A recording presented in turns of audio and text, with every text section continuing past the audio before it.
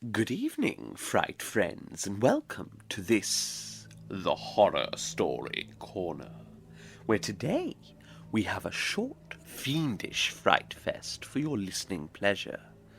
Mr. Frampton, a man of ill health and terribly weak nerves, calls on the acquaintances of his sister whilst taking rest to recover in the countryside. Little does he realize that his latest visit to one Mrs Sappleton will end in a visitation from the spectral realm and further shatter his nerves. However, all is not quite as it seems, and maybe, for today, he'll manage to escape a visit to the Horror Story Corner. I hope you enjoy The Open Window. "My aunt will be down presently, Mr. Nuttall," said a very self-possessed young lady of 15. "In the meantime, you must try and put up with me." Frampton Nuttall endeavoured to say the correct something which should duly flatter the niece of the moment, without unduly discounting the aunt that was to come. Privately, he doubted more than ever whether these formal visits on a succession of total strangers would do much towards helping the nerve cure which he was supposed to be undergoing.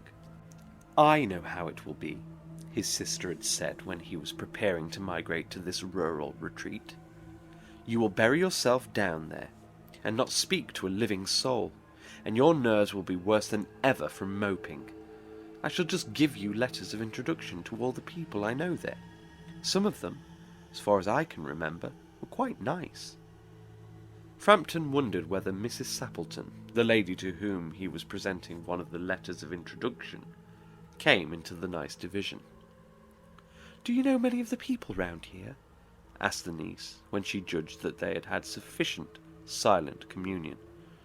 "Hardly a soul," said Frampton. "My sister was staying here at the rectory, you know, some 4 years ago, and she gave me letters of introduction to some of the people here." He made the last statement in a tone of distinct regret. "Then you know practically nothing about my aunt?" pursued the self-possessed young lady. "Only her name and address," admitted the caller. He was wondering whether Mrs Sappleton was in the married or widowed state. An undefinable something about the room seemed to suggest masculine habitation. "Her great tragedy happened just 3 years ago," said the child. "That would be since your sister's time." "Her tragedy?" asked Frampton. Somehow in this restful country spot, tragedy seemed out of place. "You may wonder why we keep that window wide open on an October afternoon," said the niece, indicating a large French window that opened onto a lawn. "It is quite warm for the time of year," said Frampton. "But has that window got anything to do with the tragedy?"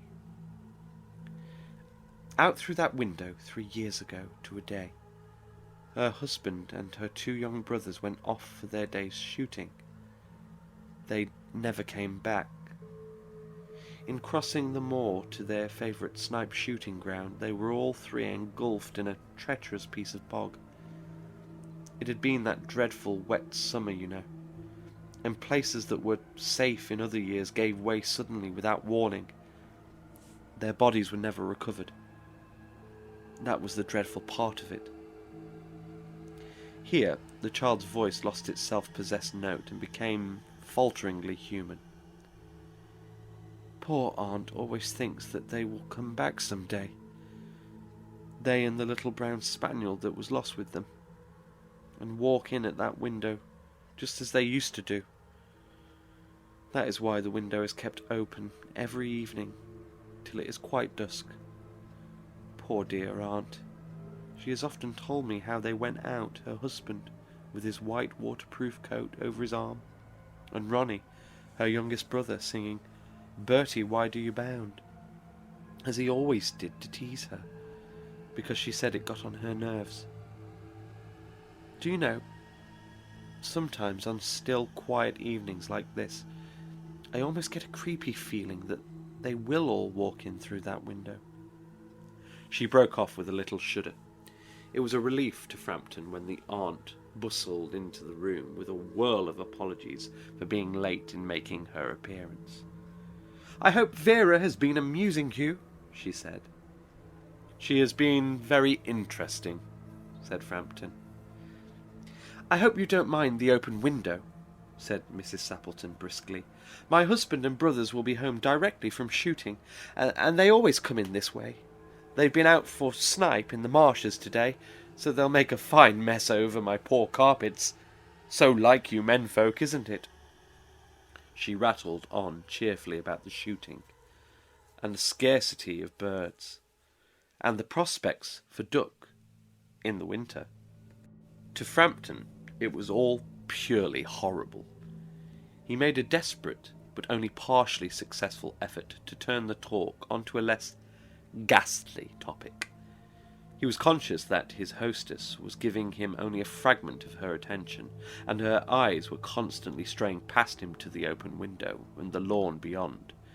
It was certainly an unfortunate coincidence that he should have paid his visit on this tragic anniversary. "The doctors agree in ordering me complete rest, an absence of mental excitement, and avoidance of anything in the nature of violent physical exercise," announced Frampton, who laboured under the tolerably widespread delusion that total strangers and chance acquaintances are hungry for the least detail of one's ailments and infirmities, their cause and cure. "On the matter of diet they are not so much in agreement," he continued. "No?" said Mrs Sappleton, in a voice which only replaced a yawn at the last moment. Then she suddenly brightened into alert attention, but not to what Frampton was saying. "Here at last!" she cried, "just in time for tea. And don't they look as if they were muddy up to the eyes?" Frampton shivered slightly and turned towards the niece with a look intended to convey sympathetic comprehension. The child was staring out through the open window with a dazed horror in her eyes. In a chill shock of nameless fear, Frampton swung round in his seat and looked in the same direction. In the deepening twilight, 3 figures were walking across the lawns towards the window. They all carried guns under their arms, and one of them was additionally burdened with a white coat hung over his shoulders. A tired brown spaniel kept close at their heels. Noiselessly they neared the house, and then a hoarse young voice chanted out of the dusk, "I said, Bertie, why do you bound?" Frampton grabbed wildly at his stick and hat. The hall door, the gravel drive, and the front gate were dimly noted stages in his headlong retreat. A cyclist coming along the road had to run into the hedge to avoid imminent collision. "Here we are, my dear," said the bearer of the white mackintosh, coming in through the window. "Fairly muddy, but most of it's dry. Who was that who bolted out as we came up?" "A most extraordinary man. A Mr. Nuttall," said Mrs. Sappleton. "Could only talk about his illnesses, and dashed off without a word of goodbye or apology when you arrived. One would think he'd seen a ghost." "I expect it was the spaniel," said the niece calmly. "He told me he had a horror of dogs. He was once hunted into a cemetery somewhere on the banks of the Ganges by a pack of pariah dogs, and had to spend the night in a newly dug grave with the creatures snarling and grinning and foaming just above him. Enough to make anyone lose their nerves." Romance at short notice was her speciality. "Well, it seems that Mrs. Sappleton's niece is one for an old-fashioned practical joke, and whilst we are now frightfully aware that there was nothing otherworldly in this tale, the same cannot be said for poor Mr. Frampton, who, although not actually visited by spirits, still trembles here in the Horror Story Corner. Thanks for listening, and as ever, sleep well.